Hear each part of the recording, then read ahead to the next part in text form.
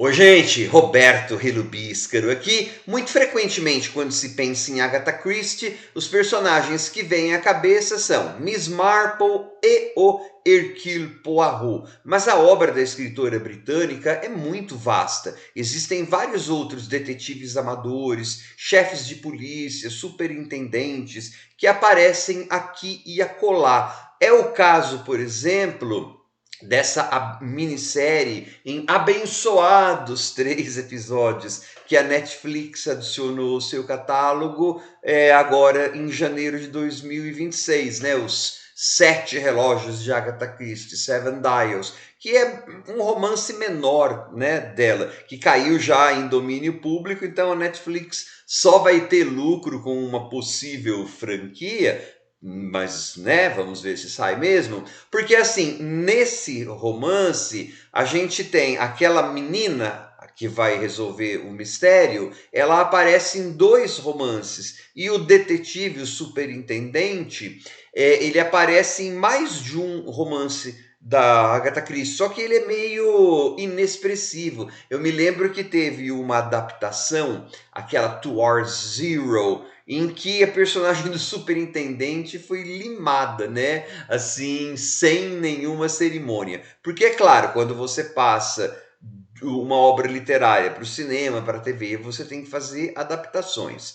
Eu não vou fazer comparação, porque eu nem li o livro, tá? Só que antes de falar sobre essa minissérie, gostaria de convidá-los a se inscreverem no canal Robertando, curtir os vídeos, compartilhá-los, agradeço bastante. Ela é uma história em si só, então ela vai ter uma conclusão, mas eu falei em possível franquia no começo, porque assim, existe uma revelação que torna tudo maior, né? E que pode gerar uma parceria para coisas futuras, inclusive baseando-se não necessariamente na obra da Agatha Christie, criando, até porque o criador dessa minissérie, né, o cara que adaptou isso, ele tem fôlego para fazer, porque ele criou, dentre outras coisas, Broadchurch, uma série policial britânica assim que eu venero, com a Olivia Colman, que é muito influente. Mas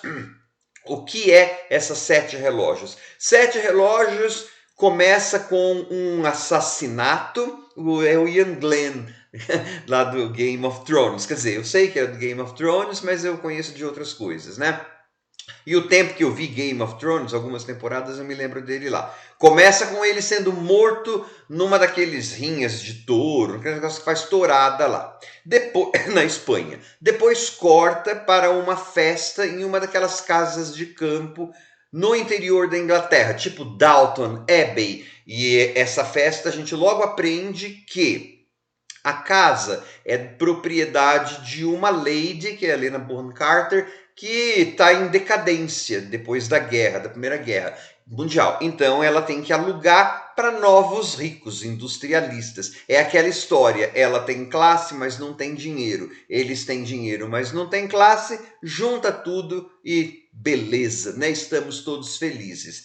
Ok, a nossa lady que está dando a festa tem uma filha e o possível pretendente dessa filha aparece morto na manhã seguinte, porque os amigos dele iam pregar uma peça envolvendo relógios, tal, por isso que chamam 7 relógios, mas o cara aparece morto, né? E aí então a nossa menina vai começar a investigar, porque ela acha que não é suicídio. A polícia diz que é suicídio, mas ela acha que não é. É legal o trabalho do começo de dar uma motivação pessoal. Por que essa menina não desiste, não larga esse osso da investigação? Porque ela tem um motivo muito forte, né? É provavelmente o cara que a pediria em casamento. E aí, é claro, a gente vai ter várias das convenções desses mistérios que são quase cozy, quase fofinhos, né?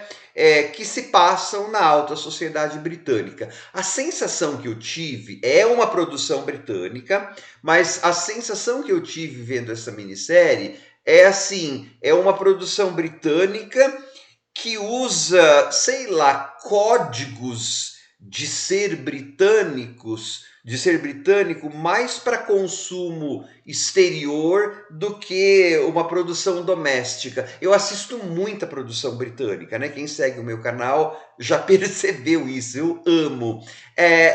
Sabe, é alguma coisa assim nessa produção que é feita para o exterior. Sabe aquela coisa? É uma produção Netflix.